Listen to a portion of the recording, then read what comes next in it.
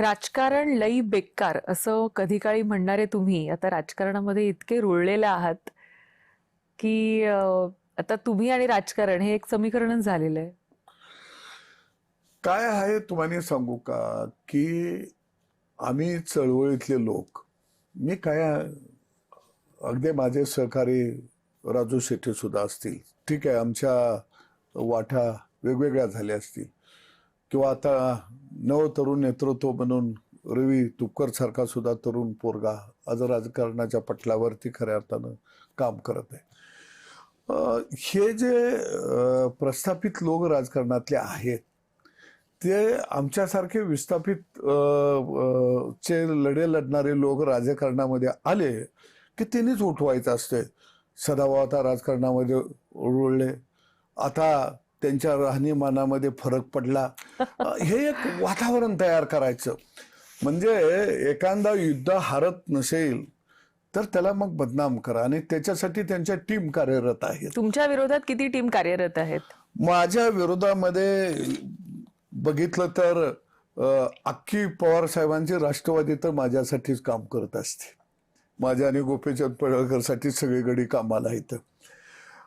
अगदी जयंत पाटील जर बघितलं, राष्ट्रवादीचे मोठे नेते आहेत.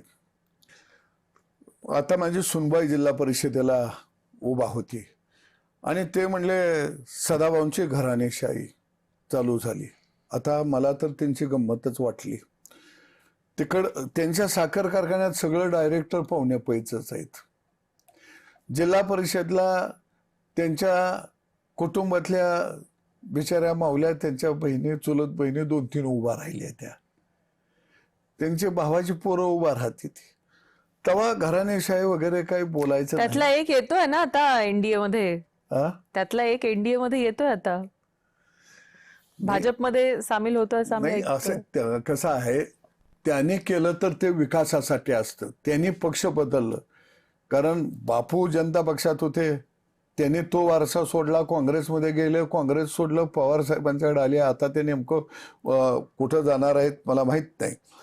परंतु मी जिल्हा परिषदच्या निवडणुकीमध्ये बघितलं, ज्या मतदारसंघामध्ये माझी सुनबाई उभा राहिली, माझी बायकून सुनबाई एका घरामध्ये मुक्कामला होती, तिथं गुंड पाठवले. ते एका सभेमध्ये अगदी आरेरावीत बोलले मला, ऋतू बेट्या. मी काही त्यांना बेट्या बेट्या असा काही शब्द वापरला नाही, मी उत्तर बी दिलं नाही. लय लोक म्हणले भाऊ असं उत्तर द्या. अरे म्हणलं मी गावगाड्यातला माणूस आहे, पिसाळलेल्या कुत्र्याला कधी दगड मारायचा नसतो, हे आपले गावगाड्यातले आई वडील सांगायचे. तसं म्हटलं मी काही कुणाला दगड मारणार नाही. म्हणजे या लोकांना खरं बघितलं तर आम्ही सोडून राजकारणाच्या पटलावरती दुसरं कोण असता कामा नये. आणि म्हणून देवाभाऊच्या पाठीमागं आम्ही भक्कमपणानं काय, मी एकदा म्हटलेलं होतं की एकलव्यानं अंगठा मागितला, द्रोणाचार्याला अंगठा दिला. मी 2 अंगठे द्यायला तयार आहे. त्याच्यावर मला ट्रोलिंग झालं. आज त्याच्या पुढे जाऊन मी सांगेन की देवाभाऊ सारखं प्रस्थापितांच्या विरोधात लढणारं हे जे नेतृत्व आहे, या नेतृत्वासाठी आम्ही बाजीप्रभू सुद्धा व्हायला तयार आहे. कारण आम्हाने प्रस्थापितांचा पाडवा करायचा आहे, त्यांची थडगी बांधायची आहे. मग त्याचं नेतृत्व देवेंद्र फडणवीस करतोय, म्हणून आम्ही त्यांच्या जवळ आहे. आता पवार साहेब, उदयन महाराजांनी पगडी घातली मोदी साहेबांना नाशिकला.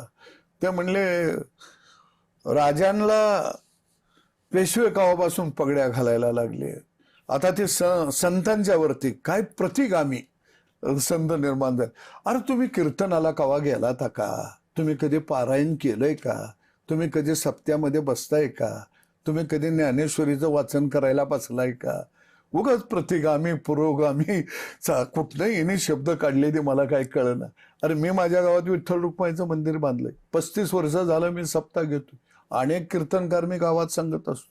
मी स्वतः कीर्तनाला दरवर्षी गावात हजर असतो. माझे वडील माळकरी होते, मी पोथी वाचायचा. वाचलेले सगळं ग्रंथ मी गावात माझ्या ग्रंथालयामध्ये बापानं जे फडकं दिलंय त्या फडक्यात बांधून ठेवली.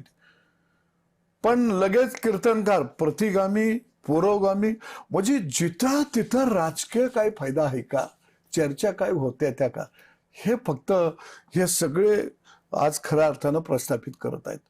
आणि म्हणून देवाभावानं सुद्धा सावध राहिलं पाहिजे, मी तर म्हणेन. कारण हे सगळे वाडेवाले प्रस्थापित आहेत ना, हे सगळे कट कारस्थानवाले आहेत. आता ह्या उंदरासारखं भाजपच्या जहाजात उड्या मारून बसायला लागलीत का, तर त्यांच्या जहाजाला होलं पडलंय, ते बुडायला लागले. पण हे कडवर राहणारी जात नाही. पुन्हा ह्यांना दुसरं जहाज ह्याच्यापेक्षा सुरक्षित दिसलं की ही गडी कवा तिकडं उड्या मारून जातील ह्याची गॅरंटी नाही. कारण आमच्यासारखी सामान्य माणसे, कार्यकर्ते हे खऱ्या अर्थानं आज देवाभाऊसाठी या महाराष्ट्रामध्ये आज लढत आहेत.